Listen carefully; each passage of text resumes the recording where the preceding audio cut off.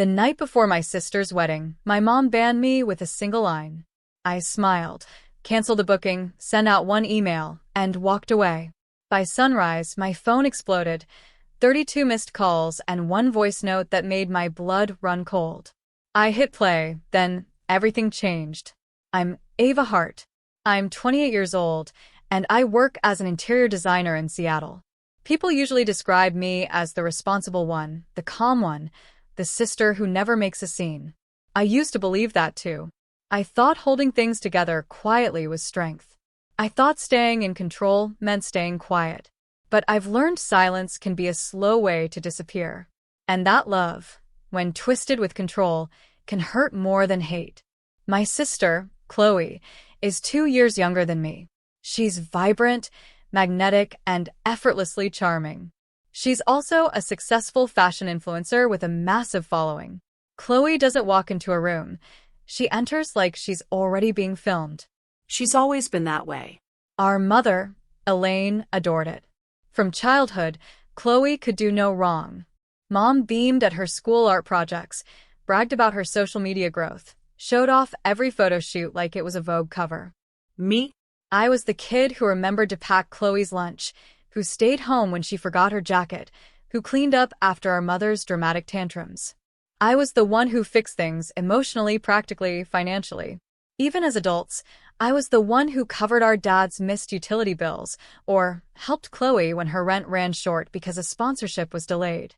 I didn't mind. I loved my sister. I believed that's what big sisters did. So when Chloe called me, screaming with excitement that Brandon Ellis had proposed, I cried. I really cried. Not just because she was getting married, but because she asked me to be her maid of honor. She said, "Ava, I couldn't do this without you." I didn't hesitate. I was already picturing floral color palettes and dress fittings. The months that followed were, at first, magical. Chloe and I had coffee dates every weekend. We built Pinterest boards, giggled over venue options, and went deep into the little details. My apartment was buried in fabric swatches and catalogs. I spent hours calling vendors, looking into photographers she liked. I even booked a honeymoon package to Mexico, 5-star resort, ocean view, the works, as a surprise gift. It cost me nearly $5,000, but I didn't care. I just wanted her to have everything she dreamed of. But dreams turn sometimes. Subtly. Quietly. At first, I didn't even notice. One day, Chloe told me Mom had booked a venue already. A different one than the 3 we had narrowed down together. I blinked. "I thought we were going to choose it together?" I asked. She shrugged. Mom said it was a cancellation, and she didn't want to lose the date. It didn't sit right. But I let it go. I wanted Chloe to be happy. Then came more strange shifts. Mom started attending planning meetings with Chloe. Then, cousin Jenna suddenly appeared in photos, cake tastings, dress discussions, spa visits. Always with Mom. Chloe said, "You've been really busy with work, Ava." And I had. But I still felt that sting. I wasn't even invited to her gown fitting. I figured maybe I was being overly sensitive. Maybe they were just filling in while I worked. But the feeling kept growing that something was shifting, and not in a good way. Conversations with Chloe became shorter, more guarded. When I offered ideas, things we'd once laughed over, she brushed them off. "It's already handled," she'd say. Or, "Mom had another idea." And always, Jenna was there. Jenna was always hovering at family events, waiting for a chance to be in the spotlight. She and Chloe had never been close until suddenly, she was her right hand. It felt like a silent replacement, and no one said it aloud. Not even me. I just kept helping from the background, still buying decor items, still emailing the hotel about guest blocks, still pretending I was part of it. Then one day, I got a text from Mom. "Family dinner Sunday. Wedding budget talk." I showed up early, thinking maybe this was my chance to clear the air. But as soon as I walked in, I knew something was off. Chloe was on the couch, eyes lowered. Jenna sat in my usual spot. My father was there, sipping tea, distant as always. And Mom, Elaine, stood behind them all, like she was hosting a courtroom. I sat down slowly. "So, I said, trying to keep my voice light. Budget talk. Elaine crossed her arms. We need to talk about your role in the wedding. A small knot twisted in my stomach. What do you mean? She looked directly at me, like she'd been rehearsing. You've been difficult, Ava. You've made things tense. You've insisted on things your way and used your money to make Chloe feel like she owes you. This is Chloe's day. She deserves peace. I blinked. I only ever tried to help. Chloe didn't look up. Elaine continued, voice cold. We've talked about this.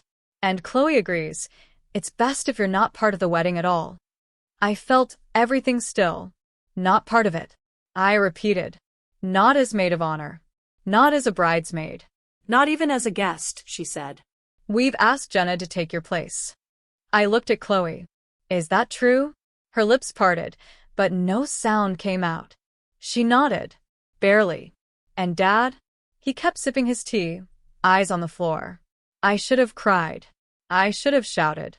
But instead I smiled. A strange, quiet smile.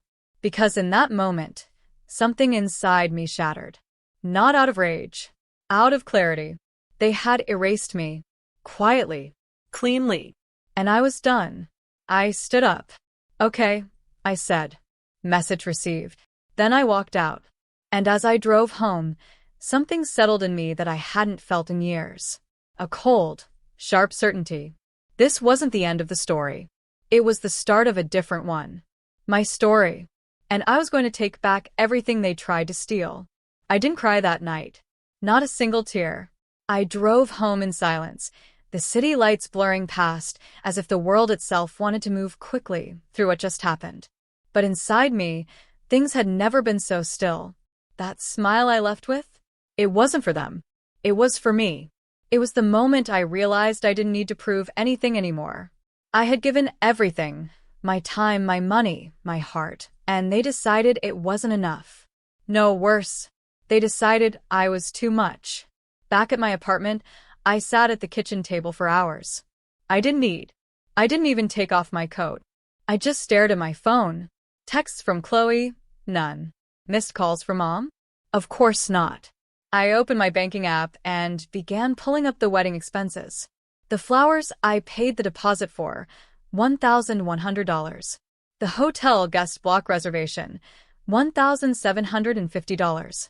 The custom signs and decor I ordered online, $600. The honeymoon surprise, $5,000, already booked and paid in full.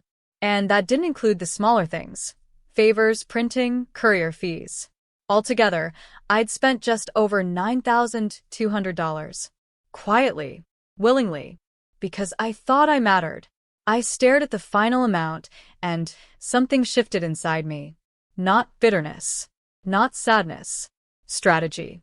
I pulled up the resort's confirmation email and canceled the honeymoon. Refund request submitted. I emailed the vendors and paused or revoked pending balances. Then I called the airline, canceling the flights. My name was on everything. They had no legal access. It was mine to give, and now it was mine to take back. The next morning, rumors had already started. Jasmine, my best friend, called around noon. Ava, she said carefully, I just ran into Jenna at the coffee shop on Mercer. She said you had a breakdown, that you stormed out of family dinner, and threw the wedding in chaos. My stomach tightened. She's saying you're emotionally unstable, that you threatened to ruin the wedding if you didn't get your way. I actually laughed. Wow, I muttered. They're moving fast. Jasmine didn't laugh. You need to protect yourself, Ava. This isn't about a dress or a title anymore. They're trying to destroy your character. She was right. And as soon as I hung up, I called Leo, my boyfriend, the one steady voice in my life. Leo didn't get overly emotional. He processed, stayed calm, and moved forward. When I told him everything, he didn't try to fix it. He just said, you know what you need to do now. Stop playing defense. Start telling your truth. That's when I called Aunt Maria. Maria was my dad's older sister. We weren't close growing up. She lived in Portland and only visited every few years. But I always remembered how Elaine acted coldly around her, like Maria had done something unforgivable long ago. We hadn't spoken in months, but when I told her I needed to talk about Mom, her voice shifted. "I was wondering when this call would come," she said softly. We talked for an hour. Maria told me about the time she was pushed out of my parents' wedding, about how Elaine had whispered lies into Dad's ear and manipulated every situation until Maria finally stopped trying. "I let her win because I didn't want to fight anymore," she told me. "But you don't have to do that, Ava. Not if you're ready to see things clearly." It felt like pieces were falling into place. Like I wasn't crazy after all. Like I'd been living in a house of mirrors, and someone finally turned on the light. Later that night, I reached out to Dr. Leslie Parks, a therapist Jasmine had once recommended when I was going through burnout. Dr. Parks specialized in family trauma and boundary setting, and within 2 sessions, she had helped me understand everything in a way that was both freeing and terrifying. "Your mother likely operates through what we call enmeshment and image control," Dr. Parks explained during our first meeting. "When she can't control someone through praise, she uses guilt. And when that stops working, she switches to isolation and sabotage. You, Ava, threaten her sense of control because you're independent. You don't need her approval anymore, and that makes you dangerous to her narrative." Her words hit like truth. Heavy, uncomfortable, but sharp enough to cut through all the lies I'd been fed. I started looking through my old texts with Chloe. Some were missing. Others felt strangely worded, like she wasn't even the one typing. A creeping suspicion grew, and I called Leo over to help me trace any message discrepancies. Within an hour, we found something odd. A contact labeled Ava in Chloe's phone was actually linked to a different number. Elaine's. She had been impersonating me, texting Chloe as if she were me, creating fake conversations, screenshots, and then showing them to Chloe to prove how unstable I was. It was chilling, and it explained everything. Chloe never got my messages. The conversations I thought we were having, talking about floral palettes, picking bridesmaid dresses, they were probably never real on her end. I thought she had ghosted me, but in truth, she had been lied to, too. And still, she said nothing at the dinner. Still, she let Jenna replace me. That's when I knew revenge wasn't about getting even. It was about setting the record straight and making sure I was never erased again. I began gathering evidence. Screenshots, receipts, email chains. I created a private folder labeled Truth. It wasn't for revenge in the angry sense. It was to remind myself I wasn't crazy. I wasn't the problem. 2 days later, I received an email from Tina, the wedding planner I had originally introduced to Chloe. "Hi, Ava," she wrote cautiously. "Elaine informed me you're no longer involved in the wedding. I wanted to confirm before removing your contact from the vendor list. I also need clarification on the photographer deposit. Your name is on the payment." My hand clenched. Elaine was erasing me on every level. I responded calmly, professionally. "Yes, I am no longer involved. Please ensure no further charges are made to my account. I am revoking all future financial contributions." Then I sat back and realized I was free. The wedding would go on, sure. Jenna would smile in every photo, Elaine would preen like she'd built the whole thing from scratch, and Chloe would walk down the aisle with my work beneath her feet. But I would not be silent anymore. And I would not be invisible. They wanted me gone. They had no idea I was just getting started. The day I decided to act wasn't some dramatic moment. It was quiet like most of my life had been. I was sitting by the window, sipping coffee, watching the rain tap against the glass. And I just thought, why should I let them tell my story for me? I didn't want revenge to ruin me, but I also wasn't going to let them destroy my name, twist the truth, and walk away smiling. So I opened my laptop, took a breath, and started writing. I composed an email, not to blast online or shame anyone, but to tell the truth, clearly, simply. I wrote to Brandon, Chloe's fiancé, first. He was kind, thoughtful, and from the beginning, he treated me with respect. If anyone deserved the truth, it was him. I attached screenshots, records of my payments, and copies of messages, both real and fake. I explained what happened, how my mother had created fake texts from my number, redirected calls, manipulated every step until Chloe believed I had abandoned her. I didn't insult Chloe.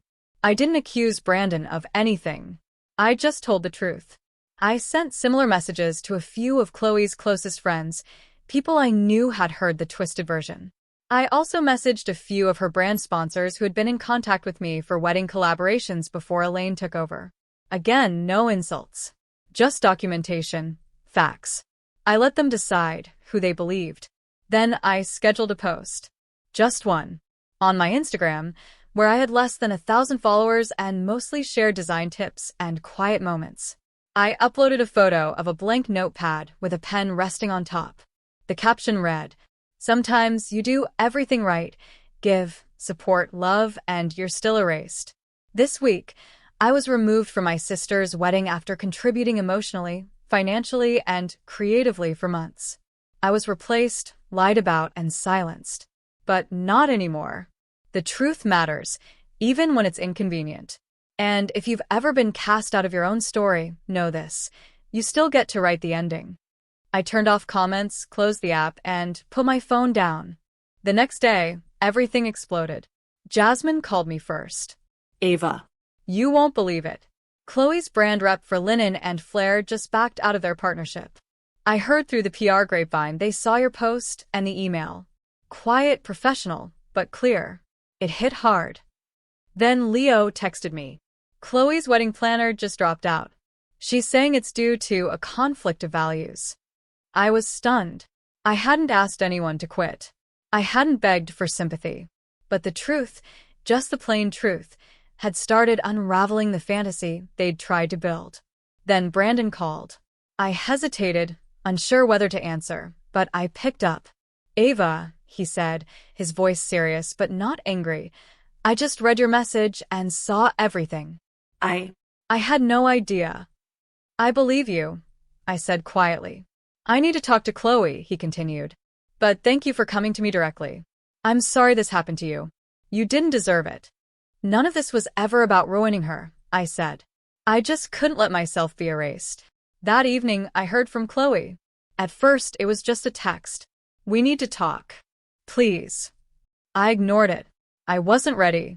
Not because I hated her, but because I didn't trust her yet. I needed to protect the progress I had made, the clarity, the strength I had built from the wreckage. She texted again the next day. Then she left a voicemail. Ava, I didn't know the texts were fake. I thought you were really pulling away. Mom told me you were angry, jealous, and tired of dealing with me. I feel sick. Please talk to me. I waited 2 days before replying. I told her we could meet in public, neutral ground. A quiet cafe downtown. No mom. No Jenna. When I walked in, Chloe was already sitting, staring at a cup of untouched coffee.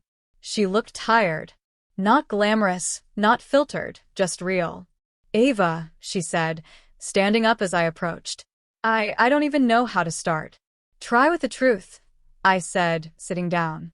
She looked down. I let Mom control everything. I thought I was keeping peace, but all I did was let her destroy us. You let her replace me, I said. You sat there and said nothing. I know, she whispered. I was scared. She said if I brought you back into the wedding, she'd pull the funding. She told me you were trying to ruin my day. I was quiet for a moment. Then I said, and you believed her, after everything I did for you. Tears welled in her eyes. I didn't want to, but she showed me those texts and I thought, I get it, I interrupted. You believed the version of me she created because it was easier than confronting what she really is. She didn't defend herself. She didn't deny it. She just nodded. I'm sorry, she said finally. I can't take it back, but I want to fix it, if you'll let me. I didn't say yes. Not right away. Because forgiveness is not a switch. It's a path. One she would have to walk with honesty, not apologies. Start by telling the truth, I said. To everyone. Not just me. And to her credit, she did. The next day, Chloe made a post. She admitted to the exclusion, the manipulation, the fake texts. She wrote, I lost my sister to lies. I let my silence speak when I should have screamed the truth. I won't make that mistake again. She also privately apologized to Jasmine, to the planner, to the brands who had walked away. Some responded kindly. Others didn't. That was the price of truth delayed. As for Elaine, she showed up at my office 2 days later. Security had to escort her out. She shouted things in the lobby, called me ungrateful, dramatic, disloyal. My boss watched in shock, then pulled me aside. "Everything okay, Ava?" I looked him in the eyes and said, "Yes." For the first time in a long time. And I meant it, because the damage had already been done. But so had the healing. The cracks were real, but so was the light beginning to shine through. I didn't need their approval anymore. I had found something better. My voice. My truth. And I wasn't giving it up again. The week of Chloe's wedding arrived with an eerie calm. Not because everything had been forgiven, but because, finally, things were no longer hidden. Chloe had told the truth, publicly and privately. Elaine was furious, of course. She sent long, bitter messages to both of us. Some pretending to apologize, others threatening to pull funding, expose family secrets, or accusing me of poisoning Chloe against her. But Chloe didn't bend this time. For the first time in our lives, my sister held her ground. We decided, together, that Elaine would attend the wedding only as a guest. No input, no control, no speeches, no backstage decisions. When Chloe told her that in person, she screamed and cried and stormed out of the apartment. Then she returned 2 days later, cold and composed, wearing her usual smile like armor. "If that's what you want," she had said to Chloe, "I'll play along." But we both knew she wasn't used to playing by anyone else's rules, especially not her children's. For me, I had only one condition before stepping back into the wedding as maid of honor: boundaries. Clear, solid boundaries. Chloe and I talked them through over lunch, and to her credit, she didn't flinch. She didn't just say yes, she meant it. I wasn't going to be her fixer anymore. I wasn't going to silently clean up other people's messes. I would help her with her big day, but on my terms, without sacrificing myself in the process. The morning of the wedding, I stood beside Chloe in the bridal suite as she stepped into her gown. I hadn't been there for the shopping, hadn't seen the dress before today. It was simple, elegant, nothing flashy. Just like Chloe, once all the noise and filters were stripped away. She looked beautiful, and for the first time in months, I saw my little sister again. Not the influencer. Not the girl lost in our mother's shadow. Just Chloe. "You okay?" I asked, adjusting her veil. She nodded. "I was scared you wouldn't come." "I wasn't sure I would," I admitted. "But I needed to see the ending for myself." She turned, eyes shining. "This isn't the ending." "Then let's make the next chapter better," I said. Downstairs, the ceremony setup was perfect. Not because of flowers or lighting, but because it was real. Imperfect in places. Some guests hadn't shown. A few vendors had been replaced last minute. But it didn't matter. What mattered was that Chloe stood at the altar with Brandon, and I stood beside her, not because I was obligated to, but because I chose to. Elaine sat in the front row, stiff and overly polite, pretending nothing had ever gone wrong. Richard, our father, sat quietly beside her, offering occasional smiles but not much else. He'd never been a fighter. But for the first time, I didn't resent him for it. He was who he was. And I had finally stopped expecting more. After the ceremony, during cocktail hour, Chloe slipped away for a few minutes while guests mingled. I found myself alone near the gift table, straightening cards and placing envelopes into a box. That's when Elaine appeared, as if out of thin air. "I see you're still trying to control things," she said, folding her arms. I didn't flinch. "I'm tidying up, not taking over." She smiled tightly. Always so calm. So calculated. Always so threatened by her own daughter's strength, I replied. Her face twitched, but she recovered. "You think you've won something here?" "No," I said. "I didn't come to win. I came to stop losing myself." She stepped closer, voice low. "You turned Chloe against me." She saw the truth. That's not betrayal. That's clarity. Elaine looked at me for a long time. And then, to my surprise, she said, I started therapy. I raised an eyebrow. Voluntarily. Your father insisted. And Chloe, too. They said if I didn't, they'd cut ties. Her voice had a hint of bitterness. I nodded. Good. Keep going. It might help. She didn't respond. She just looked away and walked off. That was the closest thing to an apology I'd probably ever get from her. Later that night, during the reception, Chloe took the mic to thank her guests. She looked around the room and then found me in the crowd.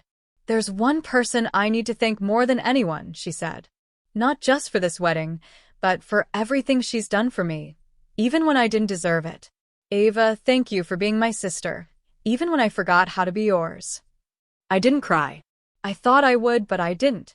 I just smiled. Because it wasn't about the speech. It was about the healing behind it. A few weeks after the wedding, Chloe and Brandon left for a scaled-down honeymoon in Oregon's wine country. I hadn't rebooked the Mexico trip. That gift had been retracted long ago. I sent them a smaller, thoughtful gift instead. A weekend spa voucher and a handwritten note. Here's to new beginnings. Take care of each other. Ava. At home, I focused on myself. I resumed sessions with Dr. Parks, dove deeper into my work, and even launched my own blog about boundaries, beauty, and rebuilding. To my surprise, it started to gain attention. People messaged me saying they saw parts of themselves in my words. That they, too, had been the quiet sister, the fixer, the one erased until they refused to be. And then one afternoon, Leo and I went for a hike up near Mount Rainier. At the top, breathless from the climb, he pulled a small box from his backpack. He didn't get down on one knee. He didn't make a speech. He just opened the box and said, "You've been through fire. You didn't just survive, you built something from it. Will you keep building with me?" I looked at him and nodded. Only if it's our wedding. Not a performance. No drama. Just us. He grinned. Deal. So now, as I sit here telling you this, you know how it all happened.